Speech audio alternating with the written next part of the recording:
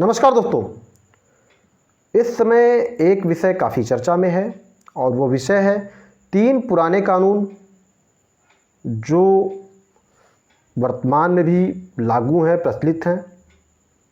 इनको रिप्लेस करके 3 नए कानून जिनका विधेयक 11/8/2023 को माननीय गृह मंत्री भारत सरकार ने लोकसभा में पेश किया। भारतीय साक्ष्य अधिनियम 1872 जो लगभग 151 साल पुराना कानून है।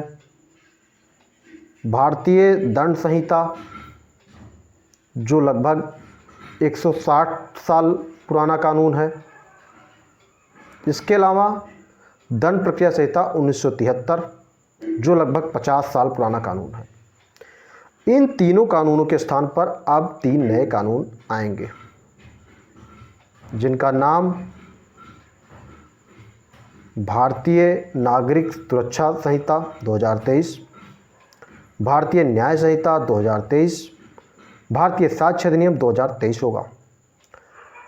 फ्रेंड्स, ये कानून यथावत लागू हो जाते हैं लोकसभा में चर्चा होने के बाद, लोकसभा में बिल इनका पास होने के बाद राज्यसभा में प्रस्तुत किया जाएगा। वहाँ से भी चर्चा होने के बाद, पास होने के बाद माननीय राष्ट्रपति जी के द्वारा अनुमोदन करके, हस्ताक्षर करके इसको कानून बना दिया जाता है जो वर्तमान में बिल आए हैं। तो भाई पुराने कानूनों का अस्तित्व समाप्त हो जाएगा और नए कानून प्रचलन में आ जाएंगे। क्या आप जानते हैं ऑर्डिनेंस, बिल एंड लॉ 3 शब्द। ऑर्डिनेंस का मतलब है अध्यादेश, बिल का मतलब है विधेयक, लॉ का मतलब है कानून। अध्यादेश कब लाया जाता है, इसका प्रावधान कहाँ है? बिल क्या होता है, बिल कब लाया जाता है और कब कोई बिल कानून बन जाता है? तो आज के इस वीडियो में आपको मैं बताने वाला हूँ अध्यादेश, बिल यानी विधेयक और फिर कानून, तीनों में क्या अंतर है, क्या इनका उपयोग है। तो फ्रेंड्स, जब चाहे संसद का सत्र हो, चाहे राज्य के विधानमंडल का सत्र हो, जहाँ 2 सदनों का विधानमंडल है, मतलब विधानसभा और विधान परिषद, या जहाँ पर 1 सदन का विधानमंडल है, केवल विधानसभा,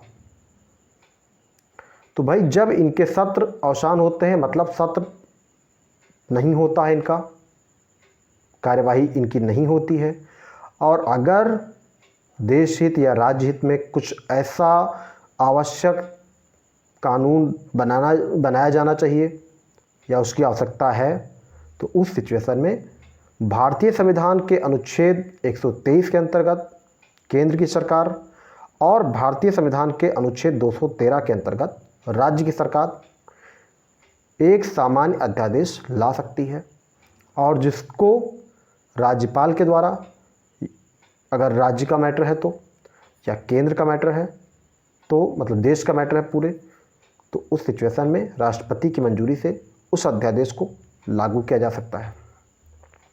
लेकिन यह व्यवस्था एक निश्चित समय के लिए होती है। इसमें सबसे महत्वपूर्ण बात यह होती है कि यह अध्यादेश जब भी लागू किया जाता है तो विशेष रूप से ये ध्यान दिया जाता है कि किसी भी तरह के संवैधानिक अधिकारों का अतिक्रमण न होने पाए। अध्यादेश तभी लाया जाता है जब इसकी आवश्यकता फौरी तौर पर होती है, सत्र कार्यवाही में नहीं होते हैं, उनका अवसान हो चुका होता है या कार्यवाही नहीं होती है, मतलब संसद की कार्यवाही ना हो रही हो, राज्य में विधानसभा की, विधान परिषद की कार्यवाही ना हो रही हो, तो उस सिचुएशन में ऑर्डिनेंस अध्यादेश लाया जाता है।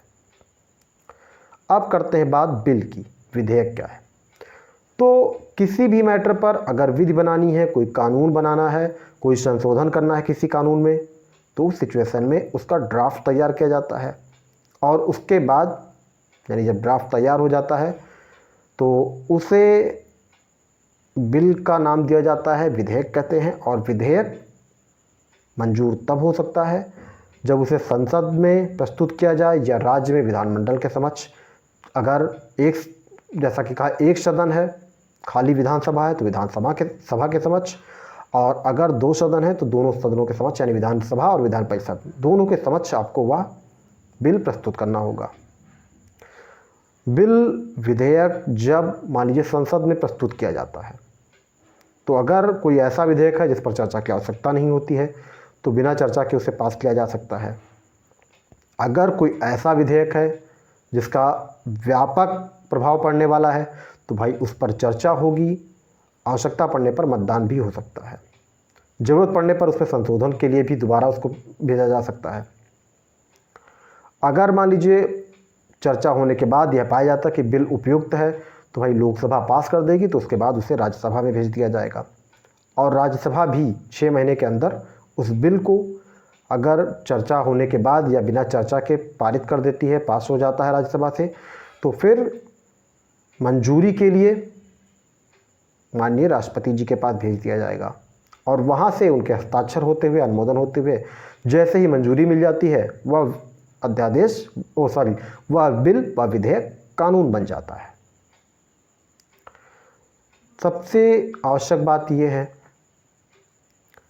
कि अगर कोई विधेयक ऐसा है जिसका बहुत ज़्यादा इफ़ेक्ट है, काफ़ी इम्पैक्ट है, पूरे देश में लागू होना है, तो उस पर ज़रूर चर्चा होती है, लोकसभा में भी और राज्यसभा में भी।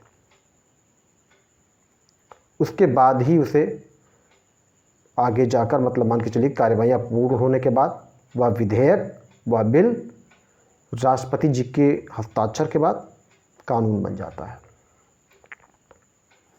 तो अध्यादेश तब लाया जाता है जब संसद या विधानमंडल की कार्यवाही नहीं चल रही होती है, तो उस सिचुएशन में अध्यादेश लाया जाता है।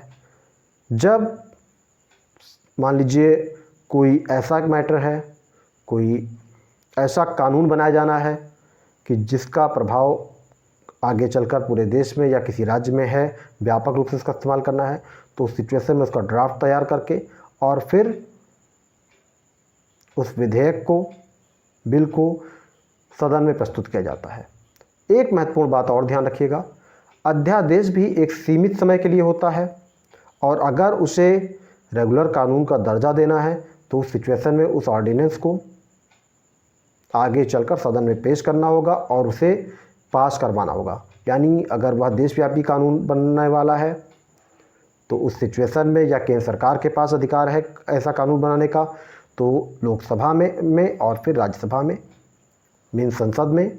और अगर किसी राज्य के विधानमंडल का मैटर मतलब राज्य का मामला है तो विधानमंडल में उस अध्यादेश को भी पेश करके और फिर उसका बिल पास करा के नया कानून बनाया जाएगा।